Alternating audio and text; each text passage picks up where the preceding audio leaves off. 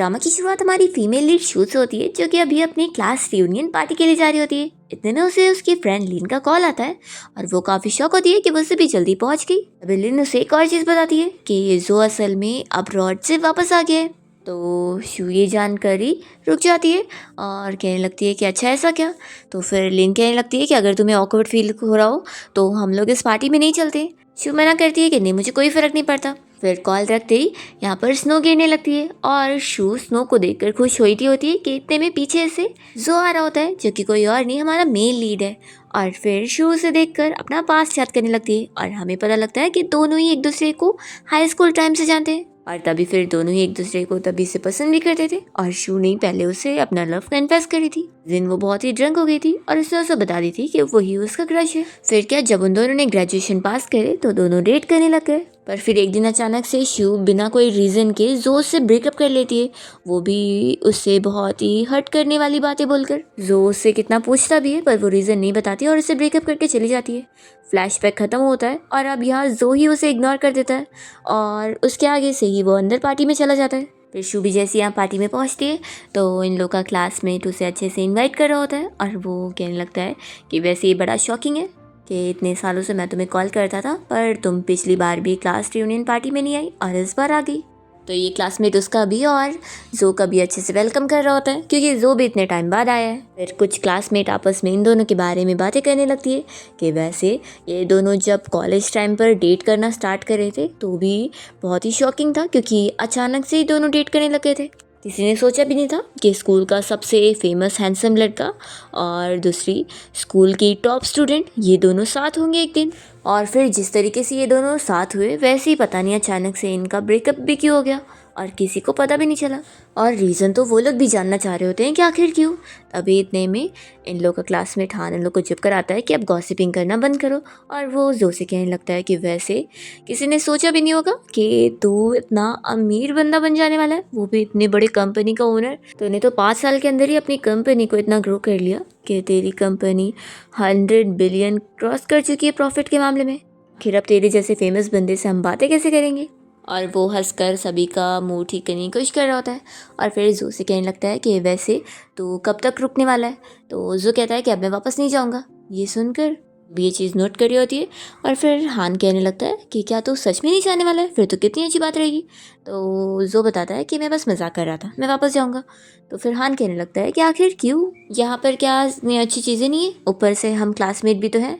और फिर ये हान तो शू की वजह से ठीक से जो से ये बारे में बात नहीं कर पा रहा होता है। तो शू कहती है कि कोई बात नहीं है, हम दोनों के बीच में अब कुछ भी नहीं है और जो भी था वो पास्ट है। जो कहता है कि हाँ तुमने बिल्कुल सही बोली, काफ़ी टाइम से हमारे बीच में कोई रिलेशन नहीं रहा है। फिर इतने में शू की फ्रेंड लिन भी यहाँ पर पहुँच जाती है और वो उससे बताती है कि मैंने तुम्हारे लिए तुम्हारी टी लेकर आई हूँ, तुम पी लो, नहीं तो फिर तुम्हारी स्टमक प्रॉब्लम और बढ़ जाएगी। तो फिर हान कहने लगता है कि ये क्लास मॉनिटर तुम्हें स्टमक प्रॉब्लम भी है। तो वो कहती है कि कोई बात नहीं, बहुत पुरानी प्रॉब्लम है। फिर इतने में जोर जाता है और कहता है कि मैं चलता हूँ। तो हान उसे रोकने लगता है कि अभी तो पार्टी स्टार्ट भी नहीं हुई है। तो जो कहता है कि नहीं, मुझे चलना होगा, चाओ मेरा एयरपोर्ट पर इंतज़ार करिए, मुझे उसे पिक करने जाना है। ये सुनकर फिर हान कहने लगता है कि वो तो बस तेरी रूमर गर्लफ्रेंड है ना, तो उसे पिक करने जाने की क्या ज़रूरत है। जो कहता है कि किसने कहा कि वो सिर्फ मेरी रूमर गर्लफ्रेंड है। ऐसा कहकर वो तो यहाँ से चला जाता है। शू ये सब सुन रही होती है तो फिर हान कहने लगता है कि क्या पता वो झूठ बोल रहा होगा, थोड़ी ना ये सच हो सकता है। शू कहती है कि कोई बात नहीं, सच भी हुआ तो क्या हो गया। फिर शू यहाँ वॉशरूम में आती है और तभी उसे उसकी कलीग का कॉल आता है और वो उसे बताती है कि वो अभी कंपनी में ही है और उसे केस के बारे में कुछ एविडेंस मिल गए। तो शू कहती है कि रुको मैं भी आती हूँ। तो उसकी कलीग मना कर रही होती है कि तुम तो पार्टी में गई हो ना, तो अभी आने की क्या ज़रूरत है। तो अभी शू मना करती है कि नहीं मैं आ ही रही हूँ। फिर जैसी वो कॉल कट करती है, इतने में यहाँ वॉशरूम में जो भी आया होता है और वो जानबूझ के अपने फ़ोन का स्पीकर तेज़ करके शू को अपनी और चाओ की कॉल की बातें सुना रहा होता है, जिसमें चाओ कह रही होती है कि तुम अभी तक एयरपोर्ट पर पहुंचे क्यों नहीं, देखो अगर जल्दी नहीं आए ना तो मैं गुस्सा हो जाऊंगी। तो वो कह रहा होता है कि हाँ मैं जल्दी आ रहा हूँ और जो जानबूझ के शू को अपनी कॉल की बातें सुनाकर यहाँ से चला जाता है। फिर हम देखते हैं कि शू अपना कंपनी से काम करके बाहर निकलती है। इतने में उसकी फ्रेंड लीनू से कॉल करके बताती है कि वो भी पार्टी से निकल चुकी है, तो क्या वो उसे पिक करने आ जाए। शू कहती है कि नहीं नहीं मैं टैक्सी से आ जाऊँगी।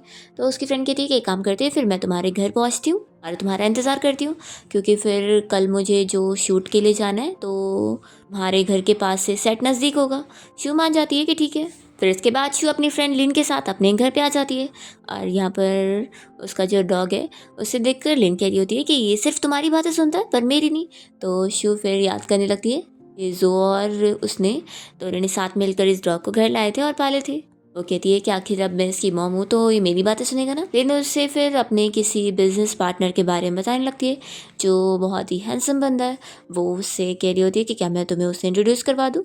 पर शू साफ मना कर रही होती है कि वो भी डेटिंग नहीं करना चाहती क्योंकि उसके पास टाइम नहीं है। तो लिन कहती है कि ये सिर्फ टाइम की बात है या फिर कुछ और है, मुझे तो लगता है तुम अभी तक जो को भूल नहीं पाई हो। देखो वैसे भी वो अब अब्रॉड से आई गए तो क्यों ना उसका दिल वापस से जीत लो और तुम दोनों साथ हो जाओ वापस से। शू याद करती है कि जब उसने जो के साथ ब्रेकअप करी थी तभी उसने उसे बोल दिया था कि वो अगर उसे ऐसे ब्रेकअप करेगी ना तो एक बार वो चला गया तो वो वापस नहीं आएगा। ये याद करके वो अपसेट होती है और कहती है कि एक ही बार दर्द मिलना काफ़ी है, मुझे वापस ये सब दर्द नहीं चाहिए। नेक्स्ट डे शू अपनी कलीग के साथ एक होटल गई होती है कोई इन्वेस्टिगेशन के लिए और यहाँ पर इस होटल में जो आया होता है तो होटल के स्टाफ उसका अच्छे से वेलकम कर रहे होते हैं और हम देखते हैं कि शू भी फिर जो को देख रही होती है और उसकी कलीग भी। तो कलीग पूछती है कि क्या तुम उसे जानती हो तो शो कुछ नहीं कहती है। तभी इतने में रिसेप्शनिस्ट इन दोनों को जो के बारे में बताने लगती है कि वो कितना फेमस बंदा है और ऊपर से इतनी बड़ी कंपनी का ओनर भी है। उसने अब्रॉड जाने के बाद 3 कंपनी स्टार्ट किया और इतना ग्रो कर लिया। अभी जो भी यहाँ पर शू के बारे में होटल के मैनेजर से पूछ रहा होता है कि वो आखिर कौन है। तो फिर मैनेजर उसे बताता है कि वो एक बहुत ही स्ट्रांग लॉयर है जो कि बहुत ही अच्छे अच्छे केस हैंडल कर चुकी है और पिछली बार ही एक प्रेसिडेंट को तो उसने जेल भी पहुंचाई है। तो जो तो यहाँ पर शू की तारीफें सुनकर खुश हो रहा होता है।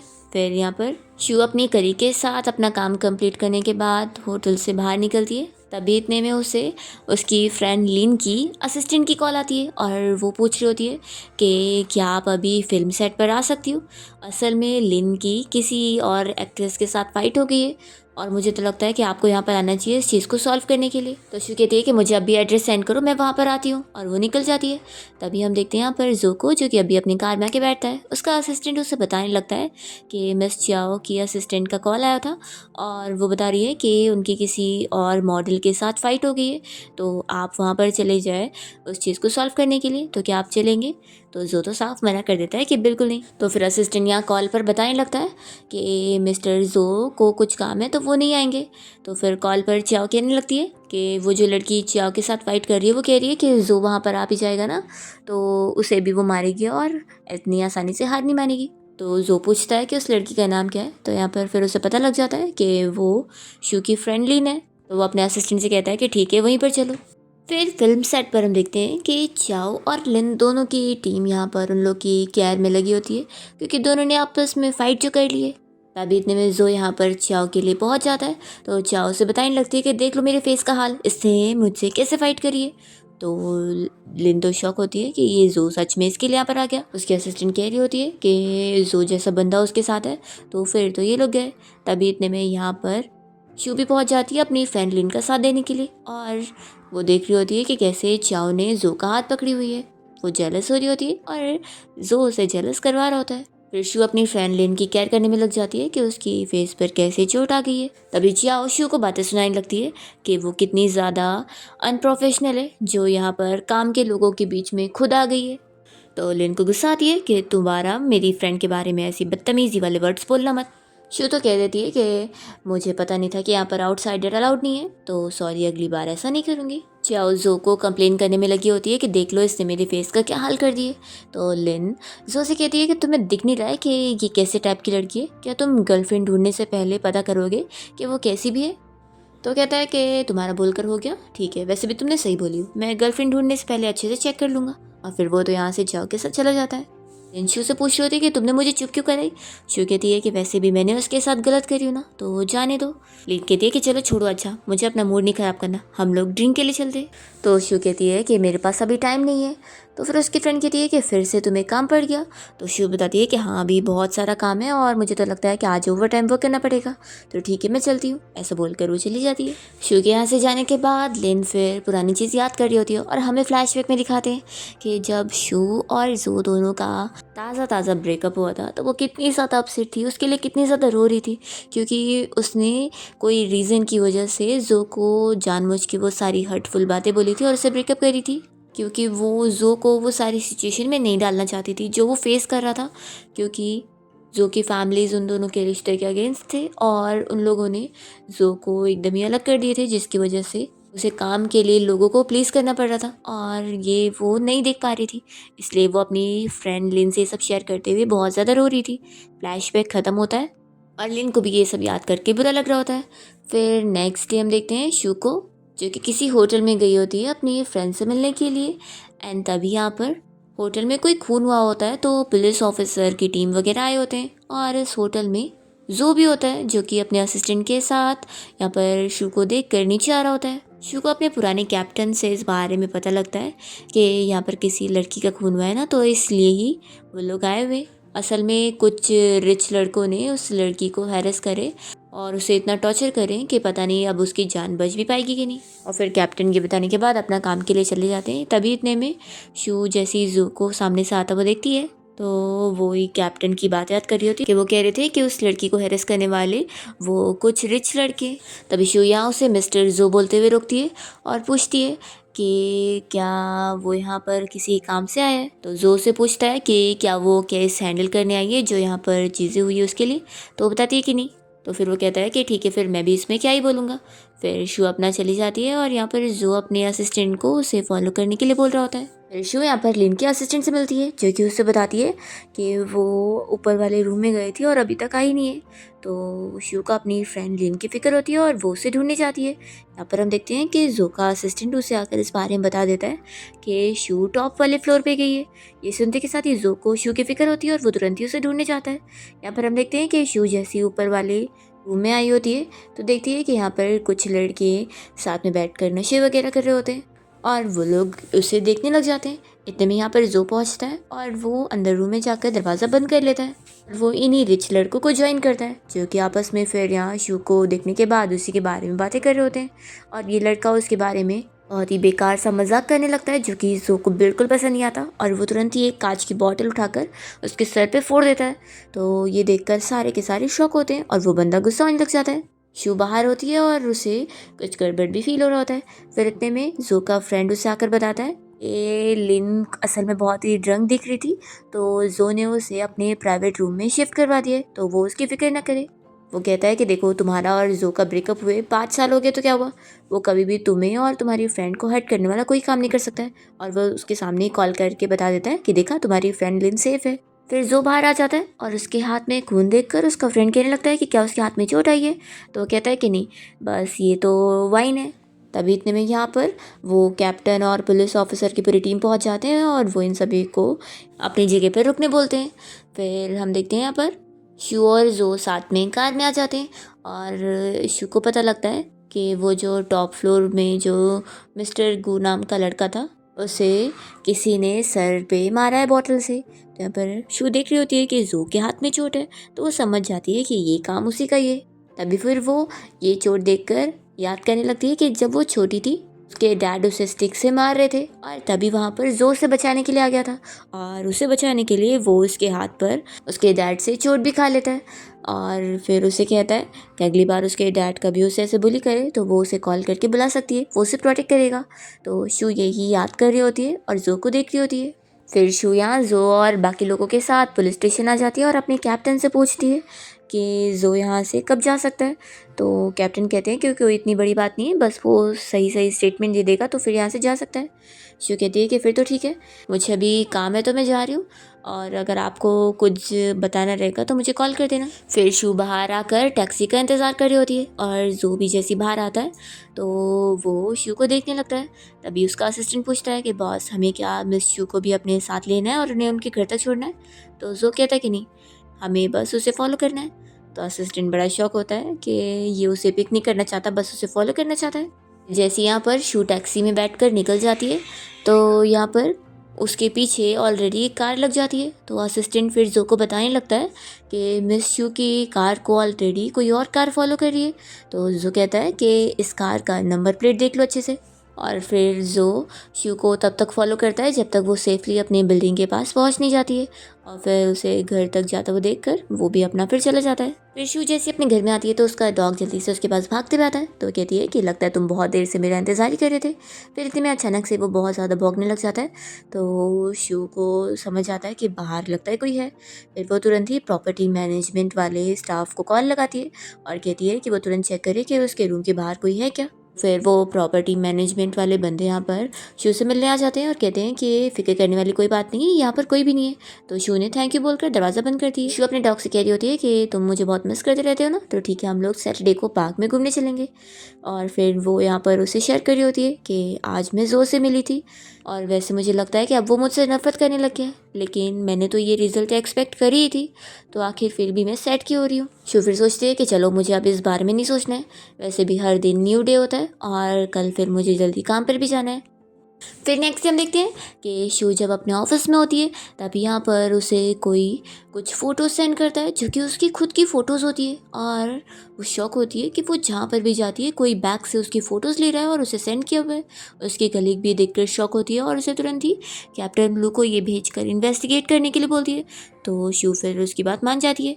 इसके बाद शू फिर अपने डॉग को पार्क ले जाने के लिए अपने घर से बाहर निकल रही होती है, तभी इतने में वो प्रॉपर्टी मैनेजमेंट का सिक्योरिटी वाला बंदा उसे मिलने पहुंच जाता है कि मिस शू आप डॉग को बाहर वॉक के लिए लेके जा रही है। तो वो कहती है कि हाँ। तभी इतने में डॉग उस बंदे के ऊपर ज़्यादा भौंकने लग जाता है, तो वो बंदा फिर कोई बहाना करके चला जाता है और शू को फिर उस बंदे के ऊपर शक होता है। उसका डॉग बार बार उस पर भौंक रहा था, और उस दिन जब उसने प्रॉपर्टी मैनेजमेंट वाले बंदे को कॉल की थी तो यही वाला बंदा आया था और बोला था कि सीसीटीवी फुटेज में कुछ भी नहीं आया। तो शू फिर कुछ समझ जाती है कि कुछ तो गड़बड़ है। फिर वो जैसे ही डॉग को लेकर बाहर आ जाती है तभी इतने में वही बंदा मिस्टर वो अपने गार्ड से इस बारे में बात कर रहा होता है कि मिस शू कितनी ज़्यादा प्यारी है ना, मुझे तो बहुत अच्छी लगती है। तभी फिर वो गार्ड बताने लगता है कि असल में मिस शू तो यहाँ से निकलने वाली है और वो कहीं और पे जाके रहेंगी। तो फिर ये बंदा तुरंत ही शू का पीछा करता है और उसके पास तक पहुँच जाता है। तो शू कहती है कि तुम यहाँ पर क्या कर रहे हो। वो कहता है कि तुम्हें तो ऑलरेडी अब मेरे बारे में पता लग ही गया होगा, और वो उसकी तरफ बढ़ने लग जाता है। तो शू डर रही होती है। इतने में यहाँ पर जो पहुँच जाता है शू को प्रोटेक्ट करने के लिए। तो फिर ये स्टॉकर बंदा तो शू से बहुत ज़्यादा गुस्सा हो जाता है और उसे चिल्ला कर कहने लगता है कि कितनी बेकार लड़की हो तुम, तुम्हारे पास पहले से ही बॉयफ्रेंड है। तो यहाँ पर जोर से गुस्से में पंच मारता है, और एक नहीं बल्कि 2-3 मारता है। तो यहाँ पर शू भी फिर अपने पर्स से उस बंदे को एक मारती है और वो जो के हाथ की चोट देखने लगती है। और तभी इतने में वो फिर पीछे देखती है कि उसका डॉग बेहोश हो गया होता है, और वो असल में इसलिए क्योंकि उस स्टॉकर बंदे ने उसे कुछ खाने को दे दिया था। फिर लोग डॉग को जल्दी से हॉस्पिटल ले आते हैं और डॉक्टर बताता है कि वो लोग टाइम पर उसे ले आ गए, इसलिए अब वो ठीक हो जाएगा। और फिर शू यहाँ जो के हाथ की चोट की फिक्र करने लगती है, तो वो उससे डांटने लगता है कि इतने टाइम से कोई उसे फॉलो कर रहा था और उसे पता भी नहीं चला, तो आखिर वो कैसे अपना ध्यान रख रही थी। वो कह देता है कि मैं अपने डॉग को अपने साथ लेकर जाऊंगा। तो शू कहती है कि आखिर क्यों। तो वो कहता है कि जब तुम खुद को सेफ नहीं रख पा रही हो तो तुम उसे क्या पालोगी। शू नहीं मान रही होती है तो जोर से कहने लग जाता है कि वो मेरा भी डॉग है। फिर हमें फ्लैशबैक में दिखाते हैं कि हाई स्कूल टाइम में कैसे दोनों को वो डॉग रास्ते में मिला था और दोनों ने उसे साथ में पालने के लिए डिसाइड करे थे। फिर फ्लैशबैक ख़त्म होता है और शू जो से कहने लगती है कि मुझे पता है वो तुम्हारा डॉग है, लेकिन तुम्हें ऐसा बोलना तो नहीं चाहिए था। तो वो कहता है कि फिर मैं क्या बोलता कि हम दोनों साथ में उसे पाले, तुम तो हमारा किया हुआ प्रॉमिस तो भूल गई, तो अब क्या हुआ। उसे कह देता है कि न्यू ईयर के बाद वो अपने डॉग को लेकर चला जाएगा। शू मना कर रही होती है कि वैसा नहीं कर सकता। तो फिर वो कहता है कि मैं पूछ नहीं रहा हूँ बल्कि बता रहा हूँ। ऐसा बोलकर जो यहाँ से जाने को करता है तभी इतने में शू को बहुत ज़्यादा पेट दर्द फील होता है और वो चक्कर खाकर बेहोश होने वाली होती है। तो जो तुरंत ही फिर उसे संभालने लगता है। इसके बाद वो उसे अपने घर ले आता है और अपने डॉक्टर फ्रेंड से उसका चेकअप करवाता है। डॉक्टर फिर यहाँ पर जो को बताता है कि असल में वो ज़्यादा ही काम करने की वजह से बहुत थकी हुई थी और बहुत टेंशन में थी, इसलिए उसे चक्कर आ गया। और फिर डॉक्टर फ्रेंड पूछ रहा होता है कि वैसे ये लड़की तुम्हारी है कौन। तो जो नहीं बताता, और यहाँ पर उसका असिस्टेंट भी कहने लगता है कि मुझे भी नहीं पता। तो फिर ये डॉक्टर कहता है कि सच में तुम तो जो से भी ज़्यादा बोरिंग हो, और वो चला जाता है। फिर यहाँ जो शू को देखने के लिए रूम में आता है और उसे पास से देख रहा होता है। फिर नेक्स्ट सीन में शू रूम से बाहर आ गई होती है और जो देखता है कि उसने स्लीपर भी नहीं पहनी है। जैसे वो उसके पास आता है तो शू से पूछने लगती है कि तुम मुझे हॉस्पिटल क्यों नहीं लेकर गए और यहाँ पर क्यों लेकर आ गए। तो फिर वो कहता है कि मेरे पास टाइम नहीं था। फिर शू जो से इस बारे में पूछ रही होती है कि क्या मेरे कपड़े तुमने चेंज करो। तो कहता है कि तुम इतने सपने मत देखो। वो उससे पूछता है कि कब तक तुम ऐसे बिना स्लीपर के ऐसे ज़मीन पर खड़े रहने वाली हो। तभी इतने में यहाँ पर मेड शू के लिए स्लीपर लेकर आ जाती है और उससे सॉरी कहती है कि वो बेड के पास रखना भूल गई थी। शू पूछ रही होती है कि क्या तुम मेरे लिए एक कपड़े का अरेंजमेंट कर सकते हो, मुझे वापस जाना है। तो फिर वो नहीं कहता है। तो शू कहने लगती है कि मेरे कपड़े कहाँ पर है और मैंने ये किसके कपड़े पहने हूँ। और फिर वो याद करती है कि जो के साथ जो उसकी गर्लफ्रेंड चाओ खड़ी थी, क्या ये उसके कपड़े होंगे। तो इस वजह से वो बहुत गुस्सा हो जाती है और कहने लगती है कि मुझे मेरे कपड़े वापस चाहिए। तो वो बताता है कि तुम्हारे कपड़े वॉश के लिए जा चुके हैं। और फिर शू यहाँ से जाने की जिद करी होती है। तो वो उसे कहने लगता है कि तुम्हें पता है ये कौन सी जगह है, यहाँ पर तुम्हें कोई टैक्सी भी नहीं मिलने वाली है। अभी आज रात यहीं पर रुक जाओ, कल मैं तुम्हें खुद लेकर चलूंगा। तो फिर वो कहने लगती है कि मुझे ये ड्रेस नहीं पहननी है। जो कहता है कि क्यों। तो शू कहती है कि बस मुझे ये नहीं पहनना है। तो फिर जो से पूछता है कि क्या तुम मेरे साथ क्यूट बनने की कोशिश कर रही हो। फ्लैशबैक में दिखाते हैं कि जब भी पहले भी शू जो से गुस्सा होती थी तो उससे ऐसी बोलती थी और वो उसे खुद को मनाने पर मजबूर कर ही देती थी। फ्लैशबैक खत्म होता है और जो कहता है कि वेट करो, मैं तुम्हारे लिए कपड़ा लेकर आता हूँ। फिर वो उसे अपना शर्ट ला कर दे रहा होता है। तो शू मना करती है कि मैं तुम्हारा शर्ट नहीं पहनूंगी, तुम मुझे न्यू शर्ट ला कर दो, मैं तुम्हें उसके पैसे ट्रांसफ़र कर दूंगी।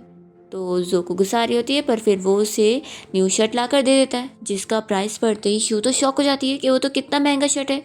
जो कह देता है कि देखा मैंने इसलिए बोला था ना। तो फिर वो कहती है कि लाओ अपना वही वाला शर्ट ला कर दे दो। तो कहता है कि अब क्या हो गया, पहले तो तुम्हें मेरा शर्ट नहीं पहनना था, तुम मुझे डिसलाइक कर रही थी, लेकिन अब वापस रिटर्न चाहिए। अब मैं वापस नहीं जाने वाला, अब तुम्हें यही पहनना होगा, मैं तुम्हें अपना कपड़ा नहीं दूंगा। तो शू को फिर ये पहनना पड़ जाता है पर वो उसका लेबल नहीं निकालती है, ताकि फिर इतने महंगे का वो पैसा कैसे भरेगी। और फिर शू यहाँ जो के पास बैठकर उसके हाथ की चोट पर मेडिसिन लगाने लगती है और उसे दर्द होता हुआ देखकर वो उसके हाथ पर फूकने भी लग जाती है। तो जो बड़ा खुश हो रहा होता है उससे अपनी केयर करवा के, और वो पूछने लगता है कि क्या तुम मेरा एडवांटेज ले रही हो। और वो उसे ऐसे मजाक करके खुश हो रहा होता है। फिर जो अपने स्टडी रूम में होता है और शू से मिलने आती है और पूछती है कि मैं आखिर किस रूम में रहूँगी। तो फिर वो बताता है कि इसके बाजू वाले रूम। शू कहने लगती है कि कल सुबह 8 बजे मुझे अपने ऑफिस जाना है, तो क्या तुम मुझे मेरे कंपनी तक छोड़ दोगे। तो जो इसके लिए भी हाँ बोलता है। फिर शू अपना चली जाती है और जो का फ्रेंड उसे कॉल पर पूछ रहा होता है कि उसके पास से किसी लड़की की आवाज़ आई थी। तो जो कहता है कि तुम अपना काम बंद करो और सो जाओ।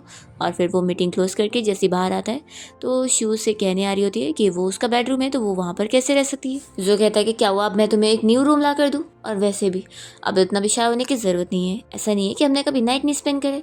तो शू ये सुनते के साथ ही फिर जो और अपना पुराना टाइम याद कर रही होती है और वो कहती है कि लेकिन अब बात अलग है, अब हमारा ब्रेकअप हो चुका है। वो कह देती है कि मैं सोफ़ा पर सो जाऊँगी, बट यहाँ पर जो नहीं मानता और उसे उठाकर अपने बेडरूम के बेड पर ले आता है और उसे ब्लैंकेट से कवर करने लगता है। तो शू को यहाँ पर इस बेड और ब्लैंकेट से ही बहुत ज़्यादा डिस्गस्ट फील हो रहा होता है कि वो यहाँ पर उसी लड़की के साथ रहता होगा। इसलिए शू तो यहाँ पर जिद कर लेती है और वो बेड पर बिल्कुल नहीं सोती बल्कि जाकर सोफ़ा पर सो रही होती है और जो ये देखता है। फिर नेक्स्ट मॉर्निंग जब छूटती है तो मेड आंटी उसके लिए बहुत सारा ब्रेकफास्ट बना के रखती है और वो बताती है कि मिस्टर जो तो ऑलरेडी सुबह ही चले गए।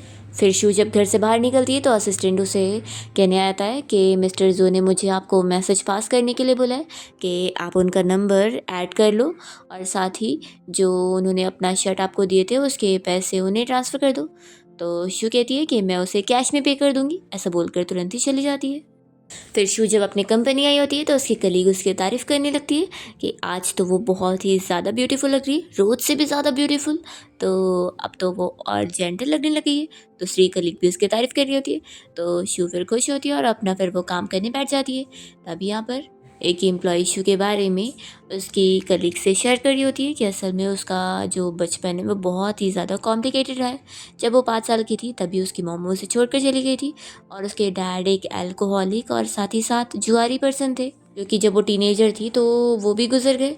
और फिर उसके बाद से वो अकेले इंडिपेंडेंट होकर और इतनी ब्रेव होकर अपनी लाइफ गुजार रही है। लेकिन ये एम्प्लॉय बताती है कि लेकिन शू को कुक करना बिल्कुल नहीं आता है और जैसे कि कोई उसे पैम्पर करके रखता था। तो शू की कलीग इस बारे में सोचती होती है कि जो भी वो पर्सन था जो उसे पैम्पर करता था क्या अब वो वापस आ गया उसकी लाइफ में, तभी वो खुश नज़र आ रही है। फिर शू जो केस हैंडल कर रही है उस बारे में पूछने के लिए उसका कलीग आता है और उसे कह रहा होता है कि वो जो केस हैंडल कर रही है ना, जिसमें किसी लड़की के बॉयफ्रेंड ने उसे मार दिया, तो वो जो लड़का है वो बहुत ही पावरफुल फैमिली से बिलोंग करता है और उसकी मॉम भी एक अच्छी लॉयर है। तो वो आखिर उनके खिलाफ ये केस कैसे लड़ेगी, इतनी स्ट्रॉन्ग बैकग्राउंड वाली फैमिली से लड़ना थोड़ा मुश्किल हो सकता है उसके लिए। तो शू कहती है कि फिर भी मैं लड़ के रहूँगी, यहाँ पर फिर उसकी कलीग कहती है कि एक काम करते हैं, हम लोग उस विक्टिम के फैमिली से मिलने चलते हैं। फिर लोग रास्ते में होते हैं और शू अपनी कलीग से कहती है कि तुम्हें और भी काम है ना, तुम्हें पुलिस स्टेशन भी जाना था, तो जाओ तुम अपना दूसरा काम कर लो, बाकी मैं देख लूँगी। उसकी कलीग फिर उससे अपना ख्याल रखने का बोलकर चली जाती है। इतने में यहाँ पर जो की कार आ जाती है और उसका असिस्टेंट बाहर आकर उससे पूछने लगता है कि मिस शू, आखिर मेरे बॉस पूछ रहे हैं कि आप उनका पैसा उन्हें कब रिटर्न करने वाली है। तो शू कहती है कि एक काम करते हैं, मैं उसके बदले में उसका पैसा तुम्हें रिटर्न कर देती हूँ। तो वो कहता है कि नहीं नहीं, आप ऐसा नहीं कर सकती, बॉस मुझे इसके लिए अलाउ नहीं करेंगे। फिर इतने में जो अपनी विंडो खोलता है और शू को कार में बैठने बोलता है, तो वो उसकी कार में तुरंत ही बैठ जाती है। फिर यहाँ पर जो शू से इस बारे में पूछ रहा होता है कि क्या मैं तुम्हें घर लेके चलूँ। तो शू कह रही होती है कि मुझे अभी चैन से मिलने जाना है काम के सिलसिले में। तो यहाँ पर फिर जो जेलस हो रहा होता है और इतने में असिस्टेंट को कॉल आती है और वो जो को बताने लगता है कि मिस चाव ने उसे पिक करने के लिए बुलाई है। तो जो साफ मना कर देता है कि मैं उसको लेने नहीं जा रहा हूँ। शू फिर चाव का नाम सुनते के साथ ही गुस्सा होती है और वो कार का डोर खोलने की कोशिश करती है, तो डोर ब्लॉक होता है। वो गुस्सा होने लगती है कि मुझे यहाँ से जाने दो। तभी जो से पूछता है कि क्या तुमने चैन को डेट करी हो। तो ये सुनते के साथ ही वो याद करने लगती है और फिर हमें फ्लैशबैक में दिखाते हैं कि चैन उसे कह रहा होता है कि उसने बस जो से ब्रेकअप करने के लिए उसे झूठ कह दी कि वो चैन को डेट करी है। चैन शू से इस बारे में पूछ रहा होता है कि क्यों ना हम लोग इस झूठ को सच बना दें और सच में डेट करें, पर शू से साफ मना कर देती है कि वो जो से बहुत ज़्यादा प्यार करती है और जो के अलावा वो उतना प्यार किसी और से कर ही नहीं पाई, इसलिए वो उसे डायरेक्टली रिजेक्ट कर देती है। और फिर जब जो वहाँ पहुँचता है तो वो शू से गुस्सा हो जाता है कि वो सच में चैन से मिलने गई थी और उसे तुरंत ही लेकर जाता है। और वो उसे कितना मना रहा होता है कि वो उसे ऐसे ब्रेकअप ना करे क्योंकि वो उसे बहुत चाहता है। और वो कह रहा होता है कि मुझे पता है तुम भी मुझे लाइक करती हो, पर शू साफ मना कर देती है और उसे फिर से बहुत सारी बातें सुनाती है। तो जो बेचारा बहुत अपसेट होकर चला जाता है। इसी के साथ ही फ्लैशबैक खत्म होता है। जो और शू के बीच में जो आर्ग्यूमेंट चल रही होती है ये देखते हुए असिस्टेंट कार से बाहर निकल जाता है इन लोगों को बातें करने के लिए छोड़कर। और तभी जो तुरंत ही शू को फोर्सली किस करने लगता है। शू तो बस यहाँ शॉक रह जाती है और फिर वो उसे रोकने के लिए उसके ऊपर हाथ उठाने जा रही होती है, पर रुक जाती है और उसे कह देती है कि तुमसे ज़्यादा तो मुझे उसे डेट करना अच्छा लगता है। जो गुस्सा हो जाता है और फिर वो शू से कहने लगता है कि आज वो अपने डॉग को लेने के लिए उसके घर पे जाने वाला है, उसकी छुट्टी होने के बाद वो उसे लेकर जाएगा। शू कहती है कि मैं ओवर टाइम वर्क करने वाली हूँ। तो फिर वो कहता है कि ठीक है, मैं तुम्हारा इंतज़ार करूँगा और तुम्हें पिक करके फिर तुम्हें घर छोड़ने जाऊँगा और अपने डॉग को भी ले लूँगा। फिर नेक्स्ट सीन में हम देखते हैं कि शू वापस अपनी कंपनी आ जाती है जहाँ पर उसे अपनी कलीग से इस बारे में पता लगता है कि जिस लड़के के खिलाफ वो केस लड़ रही है उसकी फैमिली वालों ने ये कह दिया कि वो मेंटली ठीक नहीं है, इसलिए वो गिल्टी नहीं है और उसे जेल नहीं हो सकती अब। तो शू को ये जानते ही गुस्सा आती है कि वो अब पागल बनने का नाटक करके बचना चाहता है। उसने अब ये झूठी इन्फॉर्मेशन प्रोवाइड किया है कि वो उसका कोई बॉयफ्रेंड भी नहीं है और ऊपर से वो बस उसका नॉर्मल फ्रेंड था जो कि कुछ रास्ते में ख़रीदने गया था तो उससे मिल गया था। शू फिर इस केस के बारे में और भी चीज़ें पता लगा रही होती है और उसे उस लड़की के बचपन के फ्रेंड के बारे में पता लगता है और वो उसके घर फिर उससे मिलने पहुंच जाती है जो कि बहुत ही अपसेट दिख रहा होता है।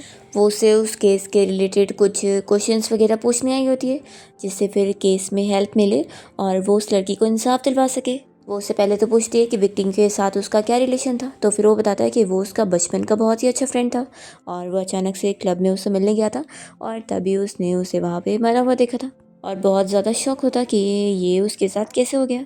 शू इससे काफ़ी डिटेल वगैरह लेती है और वो कहती है कि वो फिक्र ना करे, वो उसकी फ्रेंड को इंसाफ दिलवाएगी।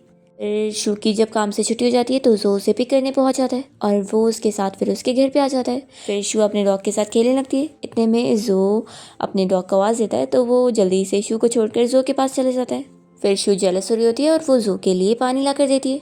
तभी वो उसे कहता है कि लाओ पहले अपना नंबर मुझे दो। तो फिर शू को अपना नंबर बताना पड़ता है और जो तुरंत ही उसे सेव करके उसके नंबर पे कॉल लगा देता है और फिर यहाँ से वो जाने लगता है। तो शू उसे देखकर सोच रही होती है कि पहले भी जब उसने उससे नंबर लिया था ऐसे बोला था कि वो उसे कॉल करेगा। तो शू तो पास्ट टाइम याद करके फिर से खुश होने लग जाती है। नेक्स्ट डे फिर वो अपनी उस विक्टिम के बारे में जो डिटेल इन्फॉर्मेशन पता करी थी तो उस बारे में और पता लगाने के लिए क्लब में आई होती है और तभी क्लब में जो भी अपने फ्रेंड्स लोग के साथ आया होता है तो फिर वो उससे भी कुछ चीज़ें के बारे में पूछती है। जिससे फिर शू को यहाँ क्लब के बारे में और चीज़ों का आइडिया लगता है। फिर शू जो के साथ कार में बैठती है घर जाने के लिए, और तभी वो अपनी कलीग को इस बारे में सब बता रही होती है कि उसे कितनी सारी चीज़ें पता लगी है। तो उसकी कलीग पूछती है कि इतने महंगे प्राइवेट रूम में जाने को तो सबको मिलता नहीं है, तो तुम्हें कैसे मिल गया? तो शू बताती है कि अपने एक्स बॉयफ्रेंड की मदद से। तो जो सब सुन रहा होता है। फिर जैसी वो कॉल रखती है तो जो कहने लगता है कि जो डॉग है वो उसके घर जब से आ गई है तो वो न्यू इन्वायरमेंट में इतना अच्छा फील नहीं कर रही है, तो वो कुछ टाइम के लिए उसके घर पे आ जाए ताकि फिर डॉग को अच्छा लगे। जो बता रहा होता है कि मुझे कुछ काम है इसलिए मुझे तुम्हारी ज़रूरत है। तो शू फिर मान जाती है। फिर जब जो अपने घर आया होता है तो मेरी आंटी उसे बताने लगती है कि शू बाहर लिविंग रूम के सोफ़ा पर ही सो चुकी है। तो फिर वो उसके पास आता है और शू उसे देखकर जाग जाती है और कहती है कि तुम भी घर आ गए। जो कहता है कि तुम बेडरूम में क्यों नहीं सो रही हो और यहाँ पर क्यों सो रही हो?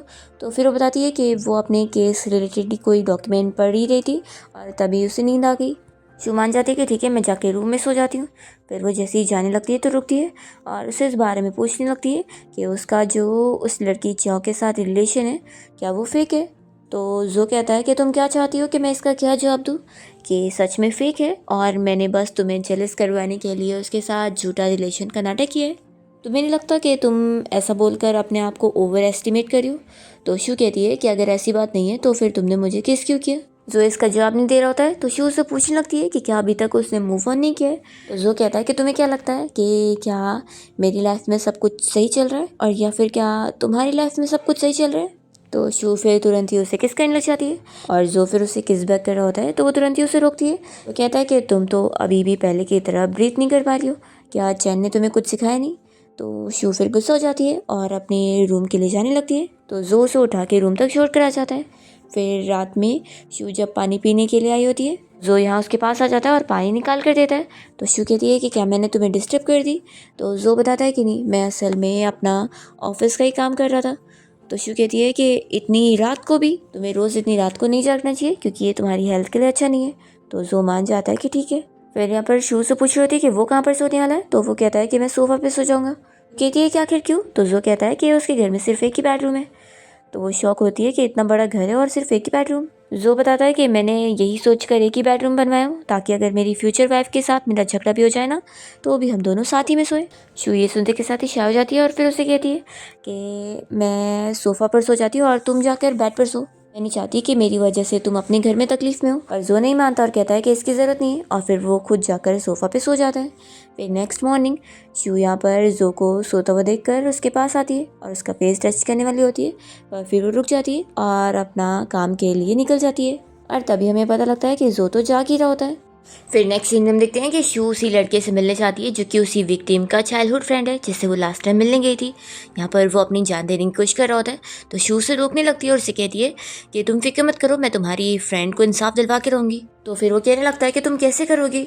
आखिर वो बंदा झूठा पागल बनने का नाटक कर रहा है अपना बचने के लिए और लॉ भी उसका साथ दे रही है। तो ये कहती है कि फिक्र मत करो, लॉ हमारा साथ ही देगी, मैं सारा सच पता करके प्रूफ करके रहूँगी। तो फिर लड़का उससे थैंक यू बोलने लगता है कि वो उसकी फ्रेंड के लिए इतना कुछ कर रही है और फिर वो जल्दी से ऊपर से कूद जाता है। यहाँ पर शू उसे बचाने के लिए जल्दी से भागती है पर उसे बचा नहीं पाती है और उसके हाथ में लग भी जाता है। बहुत ज़्यादा अपसेट होती है कि वो कह रहा था कि वो उस पर ट्रस्ट कर रहा है पर वो ट्रस्ट करके नहीं किया।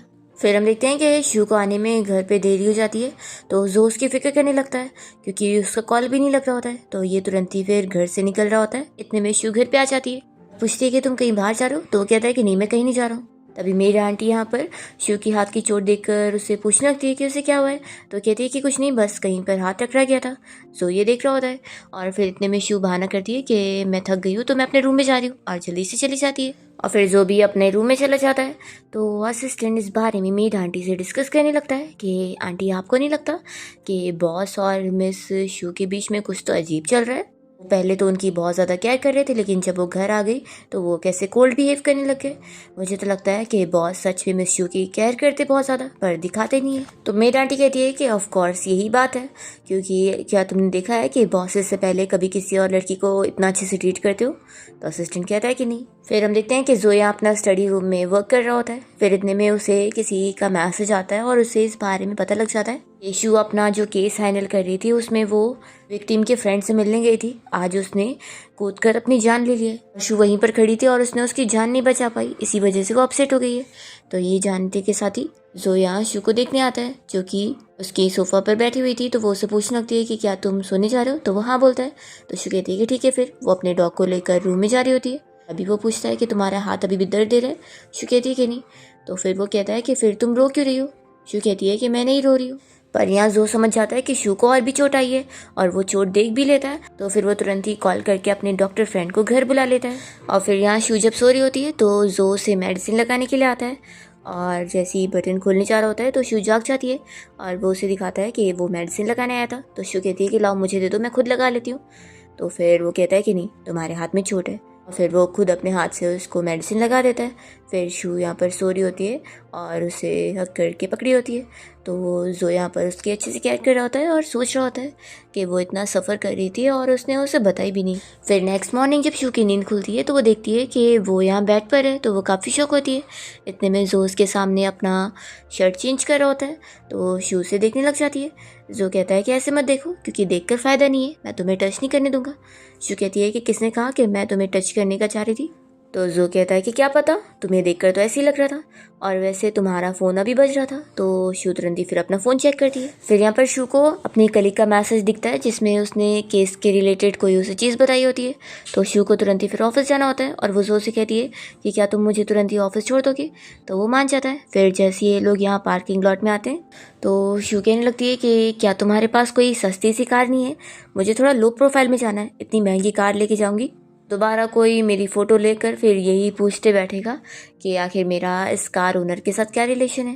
वो यहाँ पर एक सस्ती सी कार देखकर कहती है कि क्यों ना तुम इसे ड्राइव करो, हम इससे चलते हैं। तो जो मान जाता है और फिर वो दोनों कार में आके बैठते हैं। तभी इतने में असिस्टेंट काफ़ी शौक होता है और जो उसे पूछने लगता है कि बॉस, क्या आप सच में यही कार ड्राइव करके काम पर जाने वाले? तो जो कहता है कि तुम क्या चाहते हो, जाओ कि नहीं? तो यहाँ पर उसे गुस्से में देखकर शू को तो हंसी आ रही होती है। फिर यहाँ पर जो शू को पुलिस स्टेशन तक छोड़ने जाता है तो वो तुरंत ही कार से बाहर निकल कर जाने लगती है। तो जो कहता है कि कितनी अनग्रेटफुल हो। ये सुनकर शू वापस आती है और उसे बताती है कि ठीक है बाय, मैं जाती हूँ। तो जो खुश हो जाता है कि वो उसे बता कर गई। फिर जो यहाँ पर ऑफिसर की टीम से बात करती है और अपना काम खत्म करके जैसे ही वो बाहर निकलती है तो देखती है कि जो अभी तक गया ही नहीं होता है। वो पूछती है कि तुम अभी तक गए नहीं? तो फिर वो इशारा करता है कि वो अपना पर्स भूल कर चली गई थी। तो शू फिर अपना पर्स ले लेती है और कहती है कि ठीक है फिर अब मैं अपना कंपनी जा रही हूँ, तुम भी अब जाओ। फिर रात में शू जब घर आती है तो उसे मेड आंटी से पता लगता है कि जो आज घर पे नहीं आएगा क्योंकि वो अपने होम टाउन गया हुआ है। तो इस सुनते के साथ ही शू को फिक्र होती है कि कहीं कुछ हो तो नहीं गया। वो तुरंत ही उसके फ्रेंड को कांटेक्ट करके पता करवा लेती है कि जो असल में अपनी ग्रैंड माँ से मिलने के लिए अपने होम टाउन गया है क्योंकि वो अचानक से बीमार होगी। तो शू को फिर जो की फिक्र होती है और वो उसे मैसेज करके पूछना चाह रही होती है कि उसकी ग्रैंड माँ की कंडीशन ज़्यादा ख़राब तो नहीं है और वो ठीक है कि नहीं। और फिर वो ये मैसेज करते करते रुक जाती है।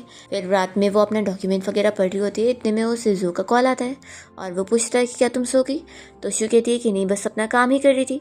तो वो कहता है कि ठीक है फिर अपना काम कर लो और फिर सो जाना। ऐसा बोलकर वो कॉल रखता है और शू फिर सोच रही होती है कि वहाँ पर क्या चल रहा होगा। फिर जो अपनी ग्रैंडमा से मिलने पहुंचता है तो वो उसे देखकर बहुत ज़्यादा खुश हो जाती है और कहने लगती है कि तुम्हारे ग्रैंडपा ने मुझे बताया कि तुमने बहुत ही बड़ी कंपनी स्टार्ट कर ली हो जो कि बहुत ही ग्रो हो चुकी है और तुम इतना सब कुछ मैनेज कर रहे हो अपने दम पर।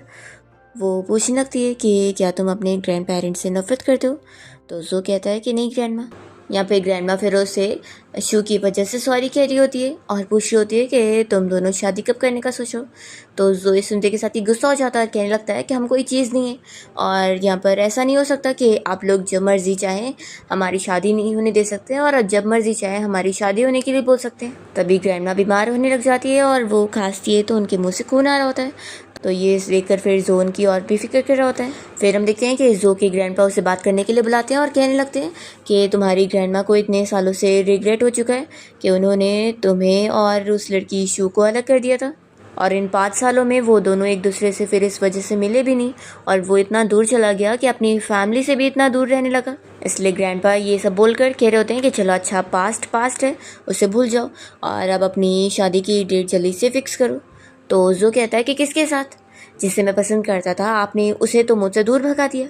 ऐसा बोलकर वो गुस्से में जाने लगता है तो उसके ग्रैंडपा शू का नाम लेते हैं। तो जो कहने लग जाता है कि आपकी वजह से शू इतने सालों से अकेली रही है, सब कुछ अकेली हैंडल करी है और अब वो मेरा दिया हुआ एक पैसा भी नहीं लेना चाहती है। उसके डैड एक अल्कोहलिक थे, उन्होंने कर्जा किया था और उस वक्त सिर्फ वो 19 ईयर्स की थी जब आपने उसे मुझसे अलग कर दिया और ये सब बोलकर जो अपने ग्रैंडपा से गुस्सा होकर चले जाता है। फिर नेक्स्ट डे हम शू को देखते हैं, जो कि काम पर ध्यान देने के बजाय कोई चीज़ को सोचने में लगी होती है। तो उसकी कलीग ही नोटिस करती है और फिर वो तुरंत ही उसे एक न्यूज़ देखते के साथ ही जो के बारे में गॉसिपिंग बताने लगती है कि उसकी इंगेजमेंट के बारे में अभी किसी ने न्यूज़ लीक की है। तो शू ये न्यूज़ देखकर फिर अपसेट हो जाती है और दूसरी तरफ हम देखते हैं कि जो ये न्यूज़ देखकर गुस्सा हो रहा होता है कि किसी रिपोर्टर ने ये फालतू न्यूज़ फैला दी है और ये ज़रूर वही चियाओ कर रही होगी। वो तुरंत ही अपने असिस्टेंट को ये सब हैंडल करने के लिए बोलता है और तुरंत ही फ़्लाइट बुक करके वो वापस यहाँ सिटी में आ जाता है शू को इस बारे में तुरंत ही एक्सप्लेन करने के लिए। वो उससे मिलने पहुँचता है और कहता है कि हम लोग साथ घर चलते हैं। तो शू तो उससे बहुत ज़्यादा गुस्सा होती है और वो उसे चिल्ला कर कह रही होती है कि जब तुम्हारे पास फियांसी है तो तुम मेरे पास क्यों आ रहे हो। तो फिर वो कहता है कि तुम्हें पता है, मैं ग्रैंडमा से मिलने गया था और उन्होंने मुझे शादी के लिए बुलाया, लेकिन तुम्हें पता है किससे? तुम्हारे साथ। शू ये सुनकर शॉक होती है और फिर फ्लैशबैक में दिखाते हैं कि असल में जो के ग्रैंडपा शू को एक दिन बात करने के लिए बुलाते हैं और उसे कहते हैं कि बचपन से ही वो और जो साथ बड़े हुए हैं और हमेशा जो ने उसे उसके डैड से प्रोटेक्ट किया है और क्योंकि जो की मॉम नहीं थी तो उसने उसे हमेशा इमोशनल कंफर्ट किए। तो इस वजह से दोनों एक दूसरे के ऊपर डिपेंड है, लेकिन फिर भी ग्रैंडपा कह देते हैं कि तुम दोनों एक दूसरे के लिए लेकिन सही नहीं हो।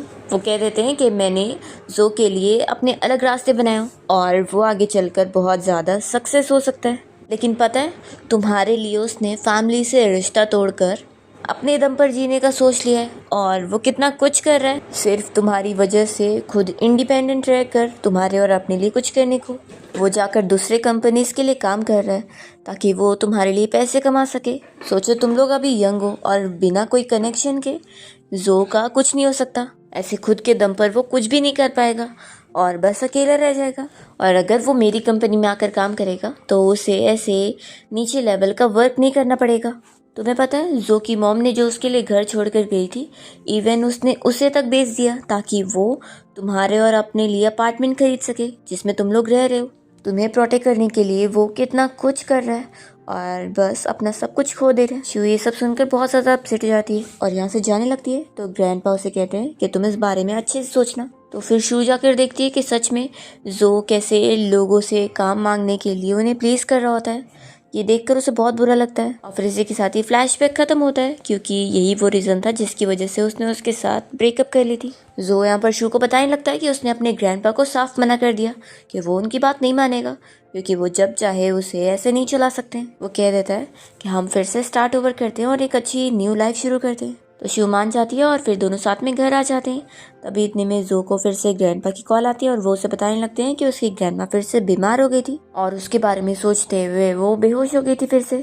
फिर कॉल रखने के बाद जो इस बारे में शू को बता देता है तो शू उसे कंफर्ट करने के लिए तुरंत ही उसे हक करती है। फिर यहाँ शावर लेने के बाद जो यहाँ रूम में आया होता है और दोनों फिर साथ में बातें करते हैं। जो शू को किस करता है और उसे पूछता है कि इतने सालों से उसने क्या कभी उसे कांटेक्ट करने का नहीं सोची। तो शू बताती है कि मैंने सोची थी। तो फिर वो पूछता है कि तुम फिर मुझसे कभी मिलने क्यों नहीं आई। तो शू बताती है कि मैं मिलने आई थी। तो ये सुनकर वो शॉक हो जाता है और फिर वो उसे पूछता है कि एक बार उसे ऐसा एहसास हुआ था कि वो उससे मिलने आई थी, तो क्या ये सच था? और उसने एक बार उसके कोई काम में हेल्प भी करी थी जो कि सीक्रेटली करी थी, लेकिन उसे अंदाज़ा हो गया था। तो जो ये जानकर तो और रोने लग जाता है और कहने लगता है कि क्या तुम बुद्धू हो? तो वो कहती है कि नहीं, तुम बुद्धू हो। फिर नेक्स्ट मॉर्निंग जब शू की नींद खुलती है तो जो उसे बताने लगता है कि उसे अभी अपना कंपनी के काम से जल्दी ऑफिस जाना होगा और फिर वो यहाँ पर उसके लिए एक गिफ्ट बॉक्स रख के जाता है जिसमें रिंग होती है। तो शू रिंग को देखकर खुश होने लगती है। फिर इसके बाद हम देखते हैं कि जो अपनी ग्रैंडमा से मिलने जाता है और ग्रैंडमा उससे पूछती है कि क्या शू मान गई है, क्या तुमने उसे सब एक्सप्लेन करे कि मुझे अपनी गलती का एहसास हो गया। तो कहने लगता है कि ग्रैंडमा मैंने सुना कि आपने टाइम पर मेडिसिन नहीं ली हो, आप क्या चाहती हो? आप चाहती है ना मेरी जल्दी शादी हो जाए, तो फिर आपको टाइम पर मेडिसिन लेना होगा। आखिर शू इतनी ज़्यादा हर्ट हुई है तो वो इतनी ईजीली तो मानेगी नहीं, मुझे उसे अच्छे से परस्यू करना है, उसे मनाना है। तो जब तक वो मान नहीं जाती है तब तक आपको मेडिसिन टाइम पर लेना होगा और ठीक होना होगा। और फिर वो अपने हाथ से मेडिसिन पिलाता है तो उसकी ग्रैंडमा मेडिसिन पी लेती है। फिर हम देखते हैं कि शू ने अपने घर पे अपनी फ्रेंड लिन को मिलने के लिए बुलाई होती है और वो उससे जो के बारे में चीज़ें शेयर कर रही होती है। दोनों आपस में जो के बारे में गॉसिपिंग करने में लग जाते हैं और लिन उसे समझा रही होती है कि वो दोनों तो एक्स लवर्स रह चुके हैं, तो आखिर कौन सा झगड़ा है जो नाइट स्पेंड करने के बाद ठीक ना हो। तभी इतने में शू देख लेती है कि जो घर पे आया हुआ है और वो सब सुन रहा है, तो वो जल्दी से अपनी फ्रेंड का मुंह बंद करती है। और ये देखकर जो को और हंसी आ रही होती है। तो अपनी मेड आंटी को शू की फ्रेंड लिन को दूसरे बेडरूम में लेके जाने के लिए बोल देता है ताकि वो आज रात यहीं पे रुक जाए। तो शू काफ़ी शौक होती है और जो से कहने लगती है कि तुम तो कह रहे थे कि तुम्हारे घर में सिर्फ एक ही बेडरूम है। तो कहता है कि मैंने झूठ बोला था।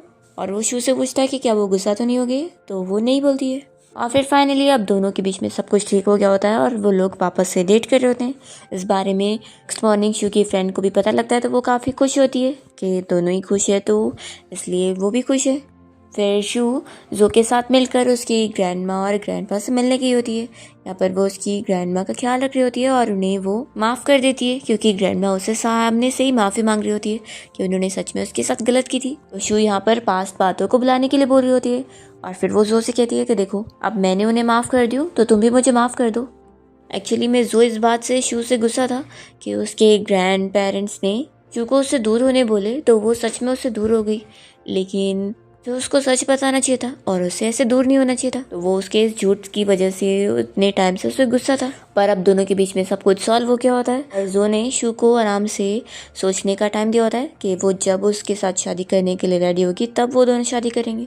और फिर फाइनली वो अपना केस पे वर्क करके उसे जीत भी जाती है। और फिर फाइनली शू जब मान जाती है तो दोनों सिविल अफेयर्स ब्यूरो जाकर अपना मैरिज सर्टिफिकेट ले लेते हैं और अपनी हैप्पी मैरिज लाइफ बिता रहे होते हैं। इसी के साथ इस ड्रामा की हैप्पी एंडिंग होती है।